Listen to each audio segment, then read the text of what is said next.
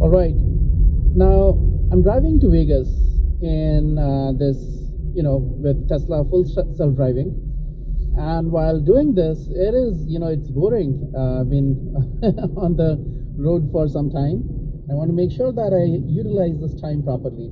So I came up with this idea that I'll start this series called AI Anywhere. The idea is that I'm going to talk about an AI problem while I'm doing other things, right? For example, right now I'm driving. Most of the driving is being done by this self-driving car, Tesla full self-driving. So I don't actually have to do much, just have to pay attention. But while I'm doing this, I want to go over some AI techniques, or maybe some conversation around AI and AI products. So in one of the videos we published recently, you saw that I was in a Waymo car. It is an autonomous car, completely autonomous. There's no driver in the car. It just looks spooky.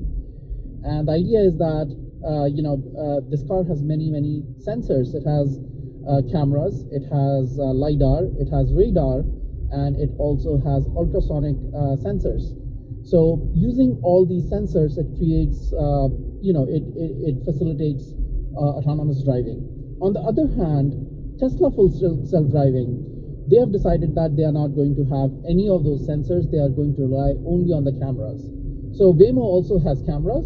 So in addition to cameras, it has Lidar, radar, and ultrasonic sensors. Now the question is, what are these different sensors, right? What are these different sensors and how are they useful? Do you actually need all these sensors, or you can get away with vision only, which is Tesla's solution? Tesla doesn't want to put these sensors. They are expensive, difficult to maintain, and so the question is, what is the right choice? We are not going to go over which one is the right choice, but let's go over what do these sensors do, right? Cameras we already know, so we are going to skip over cameras. We are going to talk about Lidar, radar, and ultrasonic sensors, right? So what is Lidar? What is it used for? Well, Lidar is, if you have seen any autonomous vehicle like Waymo, or even seen videos of it, you will see that there are these, on the top of the vehicle, there are these moving, there's a moving sensor that spins around. That kind of, whenever you see that moving kind of thing, it is actually a Lidar, okay? And the Waymo that I rode, it was based on a Jaguar vehicle. It had 5 Lidars. And Lidar stands for light detection and ranging, right? So the idea in Lidar is that basically there is a laser light, and it spins around, right? And there is also a sensor that detects when that light comes back, when it bounces, and it is detected back. So based on, we know that, what is the velocity of light, and based on that we know how much time it takes for the sensor for the light to return, right? So you basically emit all these light dots, and then you detect them, and you know what is the depth from which it returned, okay? So that is Lidar, and it is used for, the reason it spins around is that it is used for generating a 3D map of the world, right? So you have it generates a point cloud for you, so you know very accurately, right, what is the 3D structure of the scene. You have all these, basically a dot 3D points, many 3D points in the scene, and from that you can construct the 3D structure of the scene. There are actually, in the Waymo that I rode, there were 5 different Lidars. The top Lidar, it gives an overview of what's going on, of the surrounding, right? So it's a long range Lidar. There are also 4 Lidars on the 4 corners of the vehicle, and they are used to detect smaller things like vehicles around the car, pedestrians. So it basically gives you the 3D structure of the surrounding. All right, so that's Lidar. Next we have radar. Okay, now radar stands for radio. RA is for radio and detection and ranging. Now this radar is basically based on radio waves, right, instead of light waves. And in the previous case, Lidar, this light, when we say light, it is actually IR light. It emits IR light and receives IR light. In case of radio waves, or in case of radar, it emits radio waves and it detects radio waves. Now, of course, this is an electromagnetic wave. There are two things that happen when you detect. First of all, it detects how far an object is using the exactly how Lidar does. It basically detects how much it emits some pulses, radio pulses, and it waits and receives them. And depending on how much time it took to receive them, they know how far an object was, right?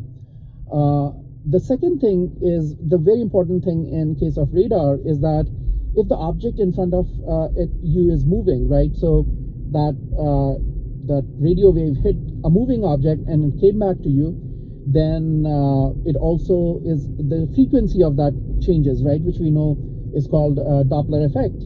And that change of frequency is also recorded.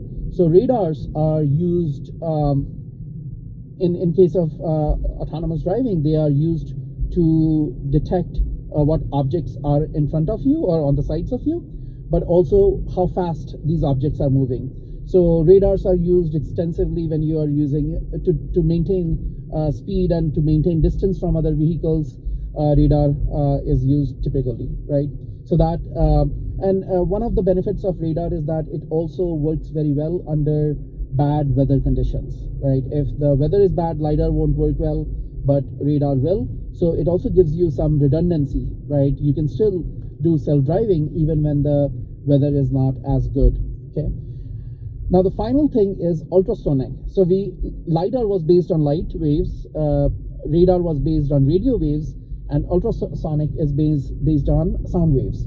So sound waves that we cannot hear. So it basically is ultrasonic sound waves are emitted, and again, it is used for low range detection. So it works over only a few meters, ultrasonic sensors. So they emit this sound wave and they receive the sound wave, and then they can know how far these objects from which your sound wave is bouncing is located. So these things are used. The ultrasonic sound sensors typically are used for automatic parking, for example, right? If you want to auto park, to find out at very low speeds when you are trying to make sure that you're not bumping into other vehicles while parking, or when you maybe coming out of a parking lot, those kinds of things where you're looking at very low range, it works very well. And in low range, actually, radar doesn't work very well. So these are all complementing each other. Just to summarize, Lidar is based on laser light, and it is used for getting a 3D structure of the scene, right? And then radar, on the other hand, is used to get both the velocity of vehicles and velocity of moving things, as well as distances. And ultrasonic sensors are used to detect things which are close by, right? These are almost like proximity sensors. So those are the three things they use, other than cameras. And cameras give you an overview, and usually they are not used in isolation, right? All the sensors, the cameras, the Lidar, the radar, and the ultrasonic sensors, they are used together using a process called sensor fusion, and they are combined together to get a very good understanding, a very detailed understanding of the surrounding, right? So that's how these things work. Now the final question I'll mention is vision enough, right? We have Elon Musk has removed all these sensors from Tesla. Is it enough? Is computer vision enough to solve the autonomous driving problem, right? So the very first thing I want to say is that in case of a Tesla, there is a human behind, right? Even though the car is driving itself right now, but I'm sitting behind to take over, right? So the demands are not the same as a fully autonomous vehicle, right? So it makes sense, right? The second thing is that, let's say, in a lot of driving is done in, let's say in case of a highway, right? You do not need a lot of these sensors, right? For example, if it's a clear weather like this, you can see, this is California, and the weather is great, and in such conditions, right, you can do a vision-only autonomous driving vehicle very nicely, right? It may be an overkill to do Lidar and radar and everything, but let's say the weather is bad. In that case, it is impossible to see. Just like if the weather gets really bad, humans won't be able to see, the vehicle will not be able to see, right? And the whole idea of removing other sensors is based on the fact that humans can do driving, right? When as long as they can see, right? And if you want to, oh, that was a very sharp braking by the vehicle, because the vehicle in front of me started braking. But regardless, okay, so when the weather conditions are good, and weather conditions are good enough for a human to drive, then you can build a human, vision only system which will drive you autonomously. But if you want to drive under more difficult weather conditions, then I think you need radar.